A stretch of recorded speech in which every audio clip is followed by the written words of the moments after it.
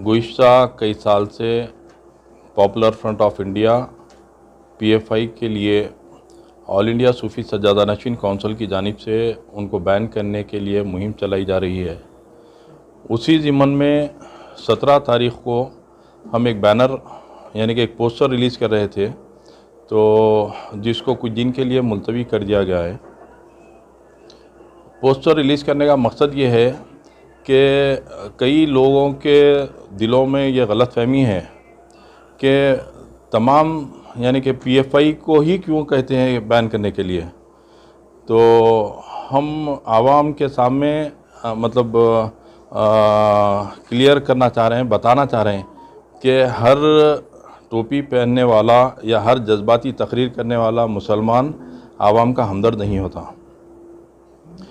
इसीलिए कि आज देखिए आप, हिंदुस्तान के अंदर कई मुस्लिम तंजीमें काम कर रही है, तो आप ये बताइए कि वो तंजीमों में कौन सी ऐसी तंजीम है जिसके हज़ारों लोग, हज़ारों घर के हज़ारों नौजवान जो पुलिस के केसेस में मुलविस है। आज ये लोग मुसलमान भेष में आकर मुसलमान हमदर्दी जीत कर यानी कि घर में किसी के कुछ वक्तिया कोई सहूलत फ़राहम करके आवाम को ये बताना चाह रहे हैं कि ये मुसलमान दोस्त है, बल्कि इनकी हकीकत ये है कि ये बदतरीन दुश्मन है, हमारे बीच में सबसे बड़े मुनाफिक है। आज हिंदुस्तान के अमन को ख़राब कर रहे हैं और कई मुसलमानों को इश्तियाल में लाकर आज हज़ारों मुसलमानों के ऊपर कम्युनल केसेस, ऐसे फ़िरक़ावाराना केसेस, दहशतगर्दी के केसेस में मुलविस है। आज उनके घर में कोई पुरसाने हाल नहीं है। एक अगर किसी घर में किसी इंसान पे, एक किसी घर के फ़र्द पर अगर किसी पर केस बुक होता है तो वो घर का घर परेशान हो जाता है, बल्कि पूरा ख़ानदान परेशान हो जाता है। तो आप अंदाज़ा करिए कि मुसलमानों के, हज़ारों मुसलमानों के घरों में आज मातम है इनकी वजह से। ये हम आवाम तक बताना चाह रहे हैं कि हिंदुस्तान के अंदर इतने मुसलमान तंजीमें हैं जो आज अल्हम्दुलिल्लाह कोई मेडिकल कॉलेजेस के ज़रिए, कोई इंजीनियरिंग कॉलेजेस के ज़रिए, कोई जो है आपके रास तौर पे मुसलमानों को एजुकेशन और उनके हॉस्पिटलिटी के लिए, मतलब डेवलपमेंट के लिए काम करते हैं। ये नहीं कि मुसलमानों की बर्बादी के लिए काम नहीं करते। तो हम कई सालों से हुकूमत से मुतालबा कर रहे हैं कि जल्द से जल्द इस फ़िरक़ा परस्त और दहशतगर्द तंजीम को बैन किया जाए। हिंदुस्तान के अंदर नए नए फितने पैदा हो रहे हैं, जैसा ज्ञानव्यापी की मस्जिद को लेकर इससे पहले बाबरी मस्जिद का एक वाक़या हुआ था, अब एक नया वाक़या हुआ ज्ञानव्यापी की मस्जिद का। तो हम इस मामले में भी जो है बहुत जल्द इंशाअल्लाह हुकूमत से रब्त करेंगे और आवाम के दरमियान में भी हम जो है इस बात को रखना चाहेंगे कि ये मसला फिर कोर्ट के मामलों में आके फंस ना जाए, फिर कोई आस्था का मसला ना आ जाए। तो इन मामलों को आपस में बैठकर हल किया जाए। और आप देखिए हालिया एक परसों कोर्ट जो है किसी का पिटिशन एक्सेप्ट की, तो उसको फिर गलतफहमी फैलाने के लिए लोगों के दरमियान में डाल दिया कि कोर्ट फैसला दे दी, उनके हक़ में दे दी। तो कभी भी हम आवाम से अपील कर रहे हैं कि अमन व अमान से रहे और उसकी सच्चाई को जाने। कोई भी चीज़ या कोई भी चीज़ की तहक़ीक़ करे, कोई बयान आता है या किसी माँ की तरफ से जो कोई चीज़, तो इश्तियाल में ना आए और उसकी सच्चाई को जाने और उसके बाद जो है क़ायदीन पर छोड़े। तो क़ायदीन और उलमा जो है सही रहबरी कर सकते हैं, उनके बातों में आकर वो उनसे मशवरा करके आगे का कोई स्टेप ले। पॉपुलर फ्रंट ऑफ इंडिया का ये बताना है कि जब RSS जैसी तंजीम को लट चलाने की या दूसरे दीगर ट्रेनिंग की उनको इजाज़त है, तो पॉपुलर फ्रंट ऑफ इंडिया को क्यों नहीं? वो भी डेमोक्रेसी का हिस्सा है, वो भी हिंदुस्तानी है। ठीक है, आप सही बोल रहे हैं। आप ये सोचिए, हिंदुस्तान में गरीब नवाज आए, हज़ारों लट चलाने वाले थे, हज़ारों जो है हिंदुस्तान में भाले चलाने वाले थे, सब थे। गरीब नवाज अपने किरदार से लाखों लोगों तक दीन फैलाए, अपने किरदार से मुसलमानों को ईमान का जज्बा पैदा कराए, मुसलमान बनाए। तो वो होना चाहिए। हमको अपने किरदार आका अलैहिस्सलाम के तालीमात पे चलना हमारे लिए ज़रूरी है। हमारे लिए किसी से मुकाबला करना ज़रूरी नहीं है। मुकाबले का वक्त जब उलमा अगर कहेंगे कि मुकाबला करना है तुमको, तो जब मुँह फेरने वाला भी जहन्नुमी होगा। देखिए, हमको औलिया अल्लाह की तालीमात पे चलना है। औलिया अल्लाह हिंदुस्तान के अंदर अमन व अमान को क़ायम रखते हुए, एकजहती को क़ायम रखते हुए किस तरीके से दीन का काम करे, वो उसको तरजीह देना। हम ये नहीं कि जो है लट चला के क्या करना चाह रहे हैं हमारी आवाम को। क्या लट चलाना नहीं आता, किसी को जो है कोई चीज़ करना नहीं आता। हर इंसान अपनी जगह कुछ कर ले सकता है। इन्हों तंजीम बना के लोगों में इश्तियाल पैदा करना चाह रहे हैं। इनका मकसद ये है कि आवाम के दिल में एक अंदर जो है जज्बात भड़के हुए रहना, कोई भी मामलात के अंदर इन्हों सबसे पहले हमारे साथ आना। मेन इनका मकसद है पॉलिटिकल मकसद, जो हिंदुस्तान के अंदर अमन को ख़राब करके अपनी जो है अपना मकसद पूरा करने के लिए इन्हों अमन को ख़राब करना चाह रहे हैं। उनका बताना कि सेल्फ डिफेंस के लिए जी नहीं, सेल्फ डिफेंस कैसा होता बोलिए आप। सेल्फ डिफेंस कैसा होता? क्या अगर आपके घर में, मैं कल आपके घर में घुस गया तो आप मेरे को मोहब्बत करेंगे? उसके लिए सिखाना पड़ेगा आपको। सेल्फ डिफेंस जब होता जब अगर मुसलमान या इंसान देखिए, हर इंसान कहीं ना कहीं अपनी जगह अपना उसमें, आपको मैं अगर बोलूँ कि आओ अपन सेल्फ डिफेंस के लिए तैयार होंगे, इसका मतलब मेरे दिल में शरारत है। मेरे दिल में शरारत है। शरारत नहीं है तो आपको ज़रूरत ही नहीं है तमाम मामलात की। भाई आज हम मुत्तहिद है, आज हमारे इतने जमातें काम कर रहे हैं, आज जमीयतुल उलमा हिंद है, लाखों लोग जमा हो जाते हैं। आज हमारी काउंसिल काम कर रही है, हज़ारों लाखों लोग जो है आज अल्लाह करम से साथ है। वो आज मजलिस इत्तेहादुल मुस्लिमीन आपकी जमात है, यहाँ पर काम कर रही है, लाखों लोग है। क्या इन लोग सेल्फ डिफेंस, इनको मुसलमान नहीं है इन लोग? तो मुसलमान सर मसाइल होंगे, ये सूफी काउंसिल पर भी इल्ज़ाम लगेंगे कि वो आरएसएस के एजेंट बन के काम। क्यों लगेंगे?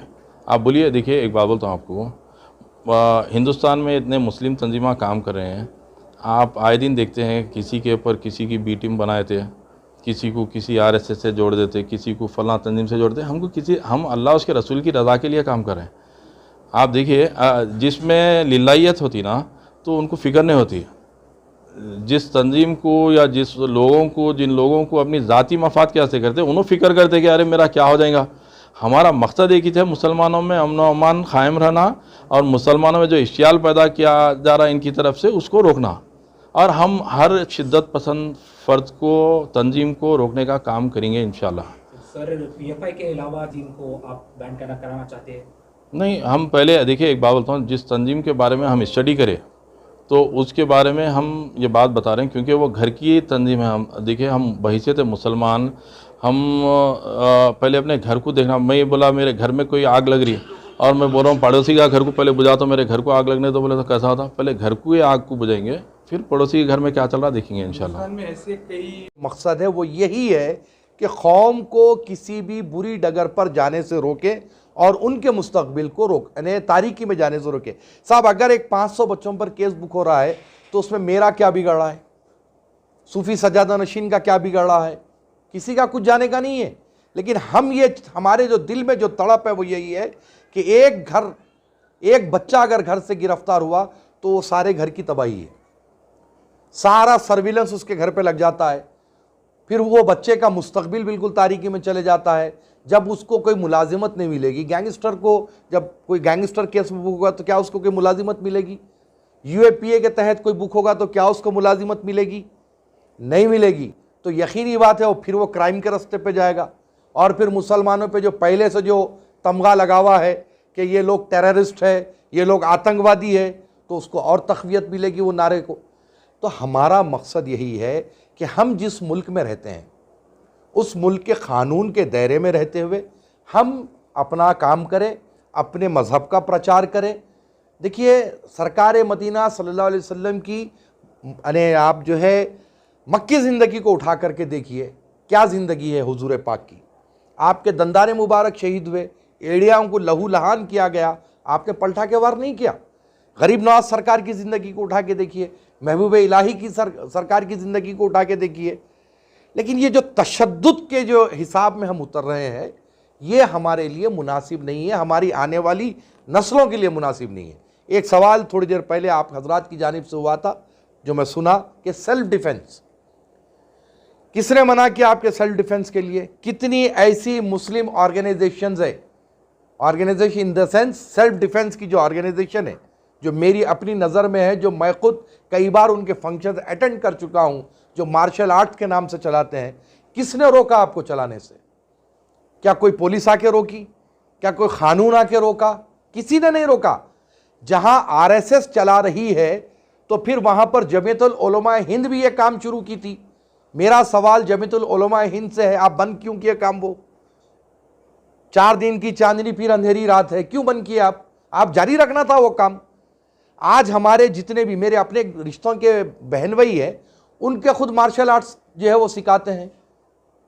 तो आपको सेल्फ डिफेंस हासिल करने से कोई रोक ही नहीं सकता। हमारे मुल्क का कानून इस बात की इजाज़त देता है कि हम कर सकते हैं। क्यों नहीं भाई? आप हजरात हैं, आप लोग एक फेडरेशन बनाइए, कोई एक जो है मार्शल आर्ट्स के जो है मास्टर्स को अपॉइंट कीजिए, हम आपकी उसमें मदद करेंगे।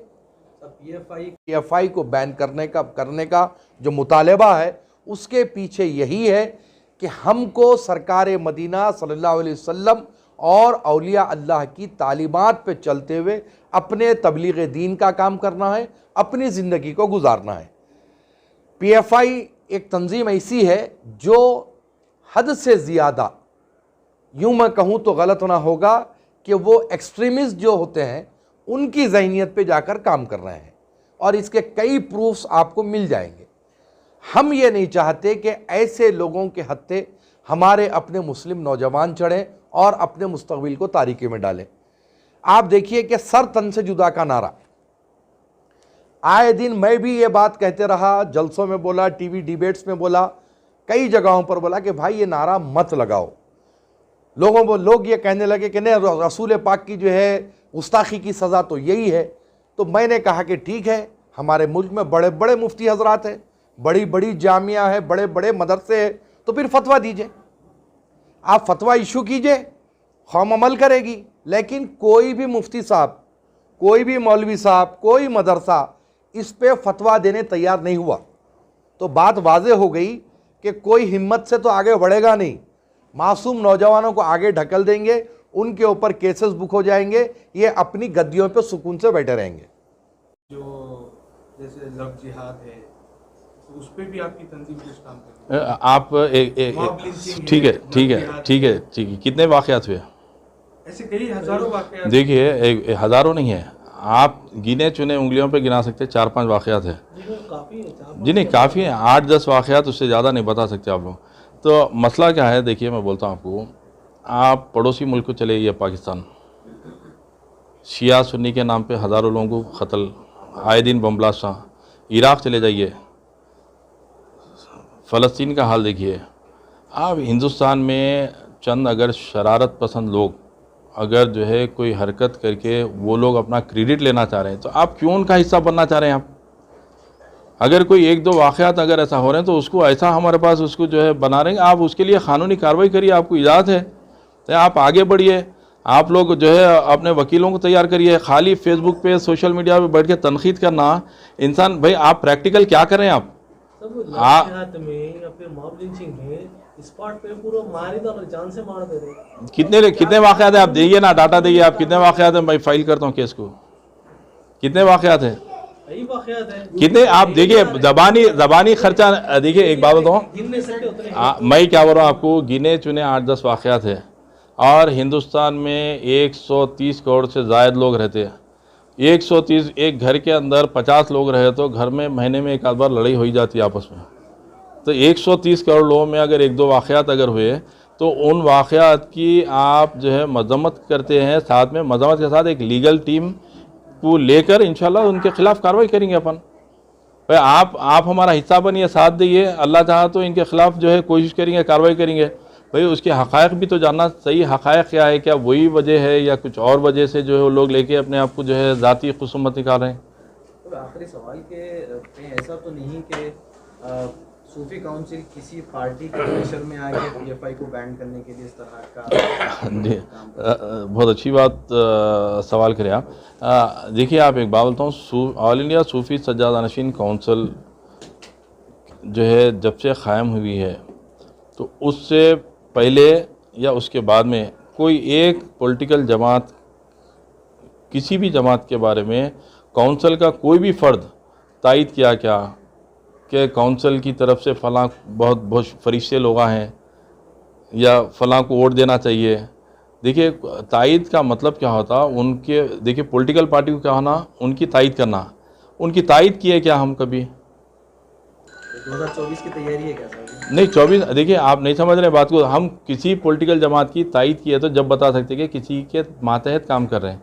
तो हमको मुल्क में अमन होना वो हमारे हाथ से ज़रूरी है, और हमारा मकसद, अहम मकसद है, काउंसिल का क़याम का मकसद है खानखाई निज़ाम बहाल होना। इसलिए खानखाई निज़ाम बहाल होना क्योंकि खानखाई निज़ाम एक ऐसी चीज़ है जिसके तहत अमन व मोहब्बत सिखाई जाती है, और हम मोहब्बत को क़ायम रखने के लिए काम करें। और ये नहीं कि अगर इश्तियाल में लाके आवाम को जो है मुखालिफत, मुल्क से गद्दारी सिखा रहे हैं लोग, तो ऐसे लोगों के ख़िलाफ़ तो काम करना पड़ेगा ना। अब ये उलमाए मशाइखीन नाम की ऑर्गेनाइजेशन परसों यूपी में जो है एक मदरसे को एक टीचर की वजह से पूरा बुलडोजर चला करके बर्बाद कर दिया। जी। उसके ऊपर उलमाए काउंसिल कुछ भी आवाज़ नहीं उठाया, ना ही कुछ नहीं देखिए, एक बात बोलता हूँ आपको, आपको गलतफहमी है, काम नहीं कर रहे हैं। हम जो है कई मामलात में हुकूमत से बार बार नुमाइंदगी करते हैं, और ऐसा है हो सकता है हर चीज़ आप लोग तक नहीं पहुँची।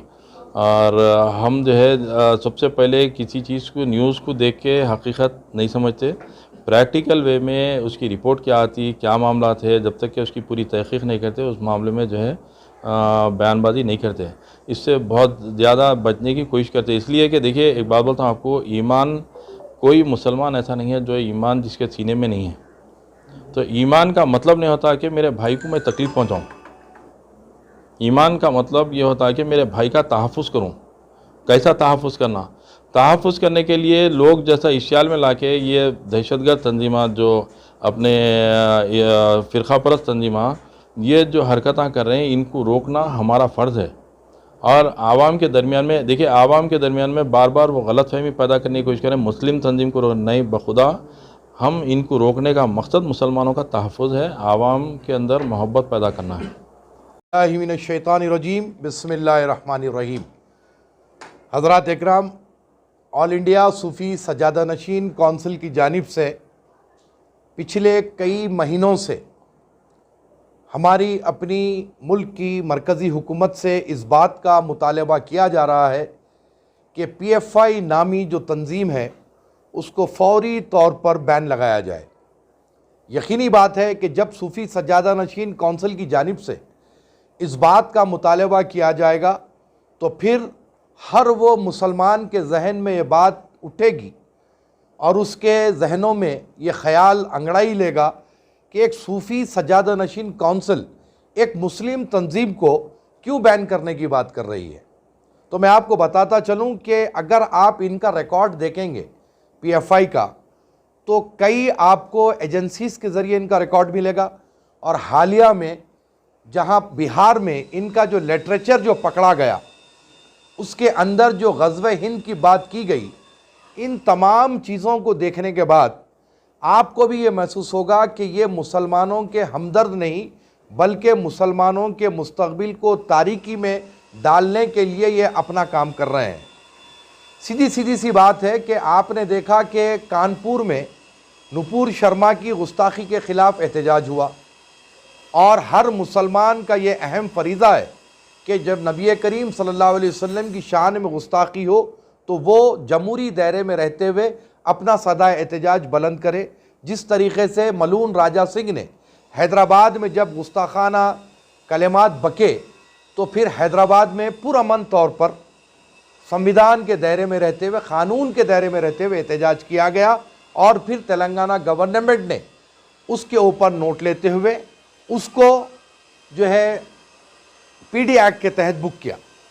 तो एहतजाज करना तो हमारा अपना जमहूरी हक़ है, लेकिन कानपुर में जिस हिसाब से एहतजाज हुआ और जो तहक़ीक़ात की गई, तो सिर्फ़ और सिर्फ वहाँ पर मनसूबाबंद कार्रवाई के तहत पत्थर मारे गए और उसके पीछे भी PFI का हाथ निकला, और 4,500 बच्चों के ऊपर FIR हुए, जिसमें गैंगस्टर UAPA के तहत केसेस बुक हुए, और वो तमाम लड़कों का मुस्तक़बिल आज तारीकी में है। मेरा एक सवाल ये है कि जितने लोग इस काम के लिए उकसाते हैं जो काम करवाते हैं, अब जब वो बच्चे गिरफ्तार होते हैं या फिर फरारी में आके एक कोने से दूसरा कोना भागते हैं, तो वो कौन से कौम के हमदर्द है जो जाके उनकी बेल करवाते हैं या उनके घर में अनाज पानी डलवाते हैं? कोई उनकी मददगार साबित वहाँ पर नहीं।